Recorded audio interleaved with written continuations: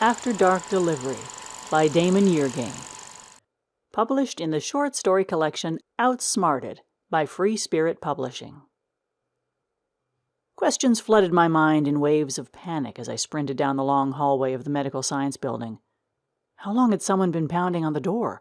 Had my boss sent someone to check on me? How long had I been asleep? It was the question about my boss that concerned me the most. The medical science building had a morgue in the basement, which spooked most of the other security guards. I'd been sentenced to it as punishment for breaking a few inane rules. The morgue didn't scare me, though. I saw it as the potential profit center that it was. I began charging high school kids $1 each to spend 5 minutes checking out the cadavers. Halloween night alone, I pocketed over $250. I thought the scheme was bulletproof, and it would have been, had I not began to trust the little bastards. One night I left the delinquents alone with the spirits while I made my rounds. Some smartass put one of the male stiffs in a compromising position with one of the females and sprayed whipped cream all over them. I don't know how long the two were united in loving eternity. I just know that the only reason I didn't get fired was because my boss couldn't absolutely prove that it had happened on my watch and not during the morning shift. He did tell me, however, that if he caught even a whiff of my being up to no good, he'd make sure the only job I could ever get on campus again was garbage duty in the cafeteria, the one nearest the frat houses. In retaliation, I snuck into his third-floor office late one night and loosened a few screws on that mahogany chair he was always bragging about. He'd get what was coming to him eventually. Not so much for bawling me out, but for having such an antiquated chair. I mean, who has a desk chair without wheels these days? "We got a delivery," a greasy-haired man said as I threw open the door. He slouched badly and was wearing a gray workman's jacket that was much too big for him.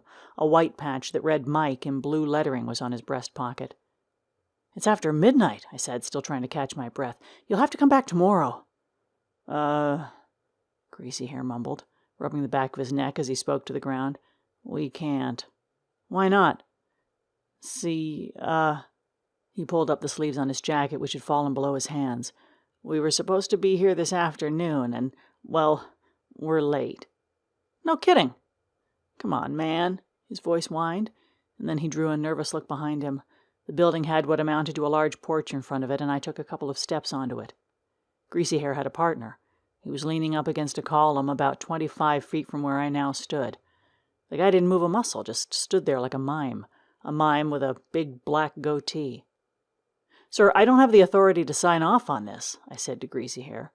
Actually, I had no idea whether I had the authority or not, but I couldn't call the dispatch to check because I'd left my walkie-talkie in the room where I'd fallen asleep. "Look, you gotta let us make this delivery," Greasy Hair said. "Why? What are you delivering that's so urgent?" "An arm." "An arm?" Even though I'd gotten used to the morgue, the thought of a detached limb made me a little squeamish. "Where's the rest of it?" I asked weakly. "I don't know," he shot back, holding up the delivery sheet. "See, it's what the order says. Deliver one arm." He flashed it too quickly for me to make out the scrawled handwriting. "Last delivery is at 6, I said, trying to sound stern. "Please," he whined, grabbing my shirt. I took a step back to break free from his grip. "Sorry," he said, glaring at his hand as if to scold it, "but we can't bring the delivery truck all the way back here again tomorrow. We just can't." "Why not?" Again, he shot a look at his delivery buddy, who was now smoking a cigarette and blowing thick rings into the night air. "Well, it's like this," Greasy Hair continued. We dropped off at Good Guys." "The stripper club?" "Yeah," he said. "Ever been there?" "I'm 19, I protested. Greasy Hair drooped his head. Then I added, "But yeah, I have managed to sneak in there a few times." "Well," he smiled, "we went in there after work thinking we were done for the day, and, well, to make a long story short, we forgot about the arm." "You forgot about an arm?" "Well, yeah," he said, picking at a large mole on the back of his neck. "It was a long day, and we lost track."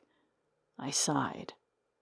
"So what you're saying is that you're in deep kimchi with your boss if you don't make this delivery now?" Greasy Hair nodded. "Might even get fired." I motioned for the clipboard. His story explained why he was acting so strangely. Bosses always seemed to be lacking in the good cheer and humor department. You bend a few minor rules here and there, and suddenly you're being threatened with cafeteria duty for life. What's your name? As I clicked on the end of the pen. Jake. Nice to meet you, Jay. Jay? I suddenly remembered the name on his jacket. My hand shook as I pointed. The tag says Mike. His face went pale. Oh, that.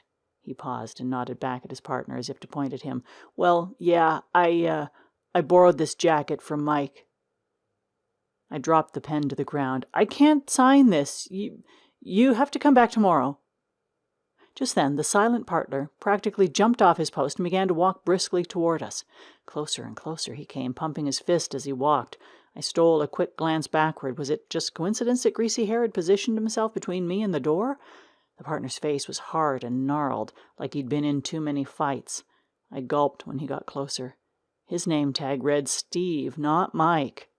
I scrambled for the pen and quickly signed the sheet. Then I handed it back to Jake, Mike, Greasy Hair, whatever the hell his name was. So now, come and get it, Gnarled Face said. What? Why can't you just bring it here? We're not authorized to do that, Gnarled Face, alias Mime, alias Silent Partner, said with a sinister smile. You wouldn't want us to break any rules, would you? They stayed about an arm's length away, flanking me on either side as we walked toward the parking lot, keeping the pace nice and slow, as if they were leading me to the gallows. Images of slashed flesh and dismembered body parts from every horror movie I'd ever seen flashed before my eyes. It didn't help that it was pitch dark. Stop worrying, I told myself. It's just a couple of guys making a delivery. Yeah, a twitching neurotic and a thug. Whose arm is it anyway? And what happened to this mysterious Mike character? Oh, God, I prayed, if you get me out of this, I'll never break another rule. When we reached the delivery van, I shut my eyes as Gnarled Face threw the door open. Goes to room 312, he said as he thrust a heavy bubble-wrapped object into my hand. I could still smell the alcohol on his breath from their escapade to watch the birthday suit ballerinas. To my surprise, whatever was in the plastic wrap felt hard, maybe even wooden. It wasn't cold, either. Wouldn't an arm have to be refrigerated? What is it? I asked. As Jake told you, an arm, Gnarled Face said harshly, pulling another cigarette out of his pocket. Mahogany, according to the order form. I guess some bigwig on the 3rd floor has a chair that needs some work.